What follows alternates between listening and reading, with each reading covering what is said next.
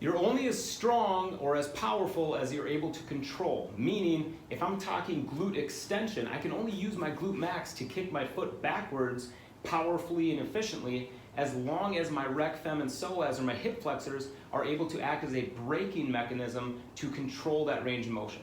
So a good eccentric exercise for hip flexors, psoas, rec fem is getting a band wrapped around one foot in the opposite thigh to act as a resistance that we're going to use to allow these tissues to lengthen but under a contraction.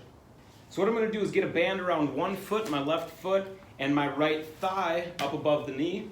And laying flat on my back, what I can do is add resistance using my left foot to push away, and then my right rec fem and psoas, or my hip flexors, are going to have to resist that band from winning sporadically or spontaneously and going through a slow lengthening process to get that knee or limb all the way straight as you can until the band starts feeling like it's going to drift up your knee.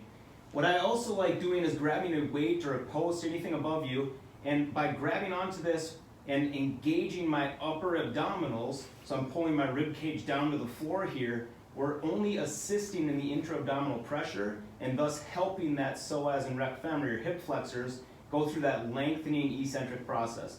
So grabbing above, I'm able to put a little bit of pressure. I'm almost pulling up on this 35-pound dumbbell and depress my ribs into my core, and then go through that same motion again. Again, trying to go as slow as possible under control. Think smooth, smooth, smooth.